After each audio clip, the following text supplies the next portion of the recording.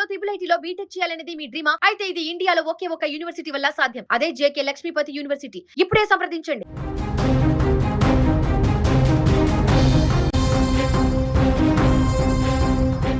తెలంగాణ అన్నదాతలకు ఇది నిజంగానే తీపి కబురు. ఎప్పుడెప్పుడా అని 1000 కళ్ళతో ఎదురు చూస్తున్నటువంటి రైతు భరోసా నిధులు ఎట్టకేలకు రైతుల ఖాతాలలోకి చేరబోతున్నాయి. వానాకాలం సాగు పనులతో బిజీగా ఉన్న రైతులకు ఈ ఆర్థిక సాయం పెద్ద ఊరట కానుంది. విత్తనాలు, ఎరువుల కోసం ఇబ్బందులు పడుతున్న వేళ ప్రభుత్వం అందిస్తున్న ఈ సాయం రైతు కుటుంబాలలో కొత్త ఆశలు చిగురింపజేస్తోంది. ముందుగా అనుకున్న షెడ్యూల్ ప్రకారం ఖమ్మం జిల్లా మదిరలలో భారీ రైతు బహిరంగ సభ నిర్వహించాలని ప్రభుత్వం ప్లాన్ చేసింది. అక్కడి నుంచే నిధులు విడుదల చేయాలని భావించింది. అయితే గత 2 రోజులుగా రాష్ట్రంలో కురుస్తున్న భారీ వర్షాలు, వాతావరణ పరిస్థితులను పరిగణలోకి తీసుకొని ప్రభుత్వం కీలక నిర్ణయం తీసుకుంది. రైతులు, ప్రజలు ఇబ్బంది పడకూడదనే ఉద్దేశంతో మదిర సభను రద్దు చేసింది. దీనివల్ల రైతులకు నిధుల విషయంలో ఎలాంటి ఇబ్బంది కలగకుండా వేదికను హైదరాబాద్కు మార్చింది. హైదరాబాద్లోని శిల్పకళా వేదిక సాక్షిగా మంగళవారం సాయంత్రం 4 గంటలకు ఈ కీలక కార్యక్రమం జరగనుంది. సీఎం రేవంత్ రెడ్డి స్వయంగా బటన్ నొక్కి నిధులను విడుదల చేస్తారు. ఈ కార్యక్రమంలో డిప్యూటీ సీఎం బట్టి విక్రమార్క, వ్యవసాయ శాఖ మంత్రి తుమ్మల నాగేశ్వరరావు పాల్గొంటారు. ఎలాంటి అవకతవకలు లేకుండా అర్హులైన ప్రతి రైతుకు సాయం అందాలనే ఉద్దేశంతో అధికారులు సుదీర్ఘ కసరత్తు చేశారు. ప్రభుత్వం అత్యంత పారదర్శకంగా ఈ నిధులను పంపిణీ చేస్తుంది. డీబీటీ విధానం ద్వారా నేరుగా రైతుల బ్యాంకు ఖాతాలలోకే నగదు జమ కానుంది. గతంలో ఉన్న లోపాలను సవరించి ఈసారి అర్హులైన రైతులను గుర్తించడంలో అధికారులు చాలా జాగ్రత్తలు తీసుకున్నారు.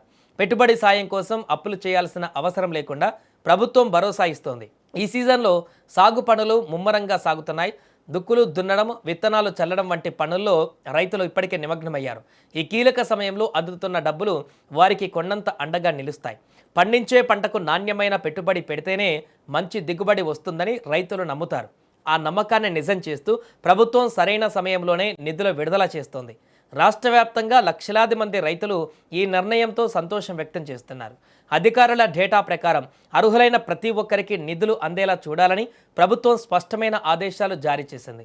సాంకేతిక సమస్యలు లేకుండా డబ్బులు అకౌంట్లో పడేలా బ్యాంకింగ్ వ్యవస్థను కూడా సిద్ధం చేశారు. మంగళవారం సాయంత్రం 4 గంటల తర్వాత రైతుల ఫోన్లకు మెసేజ్లు వెళ్లడం మొదలవుతోంది. ఈ రైతు భరోసా పథకం కేవలం ఆర్థిక సాయం మాత్రమే కాదు, అన్నదాతలకు ప్రభుత్వం ఇస్తున్న భరోసా.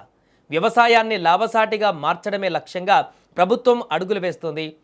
రైతు బాగుంటేనే రాష్ట్రం బాగుంటుందని, అందుకే వ్యవసాయ రంగానికే అత్యధిక ప్రాధాన్యం ఇస్తున్నామని సీఎం రేవంత్ రెడ్డి ఇప్పటికే పలుమార్లు స్పష్టం చేశారు.